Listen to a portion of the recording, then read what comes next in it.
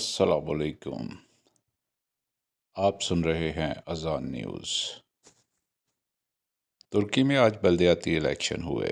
ابھی الیکشن کے مکمل نتائج نہیں آئے، تاہم ابتدائی نتائج کے مطابق صدر رجب طیب اردگان کی AK پارٹی الیکشن ہار رہی ہے اور ملک کے 3 بڑے شہروں سے اپوزیشن کے امیدواروں کو واضح برتری حاصل ہے۔ خاص طور پر ملک کے سب سے بڑے شہر استنبول سے اپوزیشن لیڈر اکرم امام اوغلو ایک مرتبہ پھر میئر منتخب ہونے کے قریب ہیں۔ تاہم ملک کے دیگر حصوں میں حکمران پارٹی اور اپوزیشن کے درمیان سخت مقابلہ جاری ہے۔ بلدیاتی انتخابات میں ڈالے گئے ووٹوں کا تناسب گزشتہ انتخابات کے مقابلے میں کم رہا۔ حالیہ انتخابات میں ترکی کی اسلام پسند پارٹی نیو ویلفیئر پارٹی بھی 2 صوبوں سے الیکشن جیت رہی ہے۔ یہ پارٹی اسرائیل کے تجارتی بائیکاٹ کرنے کی حامی ہے اور صدر رجب طیب اردگان پر الزام لگاتی رہی ہے کہ وہ زبانی بیان بازی بہت کرتے ہیں، لیکن عملی طور پر وہ اسرائیل کے خلاف کوئی بھی اقدام کرنے میں ناکام رہے۔ بھارتی انتخابات میں 20 سے بھی کم روز رہ گئے ہیں اور انتخابی گہما گہمی بہت تیز ہو گئی ہے۔ گزشتہ روز اپوزیشن نے دہلی میں اروند کیجریوال کی رہائی کے لیے حکمران BJP کے خلاف ریلی نکالی۔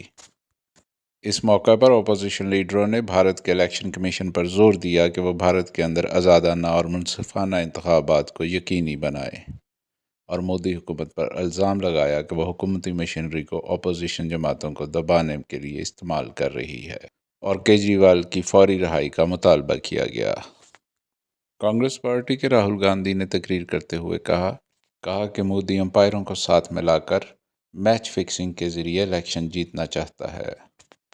اگر ایسا ہوا تو بھارت کی عوام اس الیکشن کے نتائج قبول نہیں کرے گی اور پورے بھارت میں آگ لگ جائے گی۔ انہوں نے کہا کہ ہم بھارت میں جمہوریت کو بچانا چاہتے ہیں۔ اپوزیشن رہنماؤں کو فوری طور پر رہا کیا جائے اور اپوزیشن کی جماعتوں کے منجمد بینک اکاؤنٹ ریلیز کیے جائیں۔ دوسری طرف بھارتی وزیر اعظم نریندر مودی نے بھارت کی سب سے بڑی ریاست اتر پردیش میں ایک بڑے جلسہ عام سے خطاب کیا۔ انہوں نے کانگریس اور اس کی اتحادی جماعتوں کو بھارت اور کسانوں سے نفرت کرنے والا گٹھ بندھن قرار دیا۔ میرٹھ میں خطاب کرتے ہوئے مودی نے کہا کہ کانگریس نے بھارت کا جزیرہ سری لنکا کو دے دیا اور بھارت اس فیصلے کی قیمت آج تک چکا رہا ہے۔ انہوں نے کہا کہ سری لنکا اور تامل ناڈو کے درمیان سمندر میں کچا تھیوو نامی جزیرہ تھا جو کہ آزادی کے وقت بھارت کا حصہ تھا۔ اس کی بہت زیادہ اسٹریٹجک اہمیت ہے، لیکن 45 سال قبل کانگریس نے بھارت کا یہ ابھن انگ سری لنکا کو دے دیا اور مہابھارت کا ایک اور انگ کاٹ دیا۔ جب بھی کانگریس سے پوچھا جاتا ہے کہ وہ مہابھارت کے ٹکڑے کیوں کرتی ہے تو اس پر کانگریس کی بولتی بند ہو جاتی ہے۔ انہوں نے کہا کہ بھارت کی اصل جماعت BJP ہے۔ اتر پردیش میں ہی مختار انصاری کی نماز جنازہ ادا کی گئی، جس میں بہت بڑی تعداد میں لوگوں نے شرکت کی۔ مختار انصاری 5 مرتبہ اتر پردیش سے رکن اسمبلی منتخب ہوئے تھے اور وہ BJP کے ایک رکن اسمبلی کے قتل کے الزام میں جیل میں قید تھے۔ نماز جنازہ کے موقع پر اپوزیشن جماعتوں نے ایک مرتبہ پھر BJP کے الزام لگایا کہ اس نے مختار انصاری کو جیل میں قتل کروایا، جبکہ دوسری طرف BJP کا حامی میڈیا مختار انصاری کی نماز جنازہ کے موقع پر بھی اس کی کردار کشی کرتا رہا۔ آصفہ بھٹو زرداری NA 207 نواب شاہ سے بلا مقابلہ قومی اسمبلی کی رکن منتخب ہو گئی ہیں۔ یہ سیٹ آصف علی زرداری کے صدر منتخب ہونے کے بعد خالی ہوئی تھی۔ اس سیٹ پر کل 11 امیدواروں نے کاغذات جمع کروائے تھے۔ 7 امیدواروں کے کاغذات مسترد کر دیے گئے۔ PTI کے امیدوار شیر محمد رند کے کاغذات بھی مسترد کر دیے گئے۔ باقی بچ جانے والے 3 امیدواروں نے اپنے کاغذات واپس لے لیے، جس کے بعد آصفہ بھٹو زرداری بلا مقابلہ رکن اسمبلی منتخب ہو گئیں۔ شانگلہ خودکش حملے میں ہلاک ہونے والے چینی انجینئرز کی میتیں چین روانہ کر دی گئیں۔ وفاقی وزیر چودھری سالک چینی انجینئرز کی میتوں کے ساتھ چین روانہ ہوئے۔ ذرائع کے مطابق اس حملے کے بعد داسو بھاشا ڈیم پر کام کرنے والی چینی کمپنیوں نے کام روک دیا ہے، جبکہ ان پروجیکٹس پر کام کرنے والے چینیوں کی نقل و حرکت بھی محدود کر دی گئی ہے۔ اسرائیلی وزیر اعظم بنیامین نتن یاہو کا ہرنیوں کا آپریشن ہو رہا ہے۔ آپریشن سے پہلے پریس کانفرنس کرتے ہوئے نتن یاہو نے کہا کہ اسرائیل لازمی طور پر رفح میں فوجی آپریشن کرے گا۔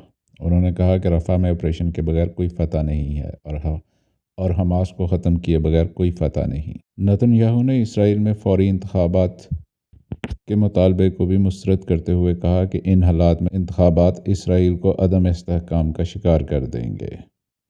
دوسری طرف اسرائیل نے غزہ پر اپنے حملے جاری رکھے۔ غزہ کے الشفا ہسپتال پر اسرائیل کے حملے میں ایک صحافی سمیت 4 افراد شہید ہو گئے جبکہ 7 زخمی ہوئے۔ لبنان پر اسرائیل کے فضائی حملے میں حزب اللہ کا کمانڈر اسماعیل علی شہید ہو گیا۔ سوشل میڈیا پر امریکی رکن کانگریس ٹم والبرگ کی ایک ویڈیو وائرل ہے۔ ریپبلکن رکن کانگریس اس ویڈیو میں کہہ رہے ہیں کہ اسرائیل کو غزہ پر ہیروشیما اور ناگاساکی کی طرح ایٹم بم گرا دینا چاہیے اور اس مسئلے کو جلد حل کر لینا چاہیے۔ پاکستان کی حکومت نے پٹرول کی قیمت میں 9 روپے 60 پیسے فی لیٹر اضافہ کر دیا ہے، جبکہ ڈیزل 3 روپے 22 پیسے فی لیٹر سستا کر دیا گیا ہے۔ ایل پی جی کی قیمت میں بھی 6 روپے 51 پیسے فی کلو کمی کی گئی ہے۔ اقتصادی ماہرین کے مطابق اپریل سے اگست تک ملک میں مہنگائی کی ایک نئی لہر آئے گی، کیونکہ آئی ایم ایف سے $7 بلین قرض کا جو 3 سالہ معاہدہ کیا جا رہا ہے اس کی شرائط پوری کرنی ہے۔ ان شرائط میں سر فہرست شرح سود بلند رکھنا ہے۔ پاکستان میں اس وقت شرح سود 21% ہے، جس کی وجہ سے گردشی قرضوں میں بڑی تیزی سے اضافہ ہو رہا ہے۔ پاور سیکٹر کے گردشی قرضے $5.7 بلین تک پہنچ چکے ہیں اور اس خسارے کو پورا کرنے کے لیے حکومت کو بجلی، پٹرول اور گیس پر ٹیکس لگانا ہوں گے اور ان کی قیمتوں میں اضافہ کرنا ہوگا۔ ذرائع کے مطابق حکومت پٹرول پر اپنی آمدن میں مزید 50 روپے فی لیٹر اضافہ کرنا چاہتی ہے اور یہ اضافہ مرحلہ وار کیا جائے گا۔ دوسری طرف براہ راست ٹیکس وصولی میں بھی اضافہ کیا جا رہا ہے۔ برآمدی شعبے پر سبسڈی ختم کرنے سے رواں مالی سال پاکستان کی ٹیکسٹائل کی صنعت کی ایکسپورٹ میں $3 بلین کی کمی واقع ہوئی ہے۔ بھارتی وزیر خزانہ نرملا نے ممبئی میں پریس کانفرنس کرتے ہوئے بتایا کہ رواں مالی سال بھارت کا جی ڈی پی 8% کی شرح سے بڑھے گا۔ رواں مالی سال بھارت کا جی ڈی پی 8% کی شرح سے بڑھے گا، جو کہ رواں برس دنیا بھر میں تیز ترین ترقی کی شرح ہو۔ رواں مالی سال کے پہلے 3 کوارٹر میں بھارت کا جی ڈی پی 7.6 7.8۔ فرانس نے رواں برس جولائی میں پیرس میں ہونے والے اولمپکس کھیلوں کے لیے سیکورٹی کے انتظامات سخت کر دیے ہیں۔ فرانس کی حکومت نے اپنے اتحادی ممالک کو درخواست بھیجی ہے جس میں اتحادی ممالک سے کہا گیا ہے کہ وہ اولمپکس گیم کے لیے سیکورٹی دستے فرانس بھیجیں۔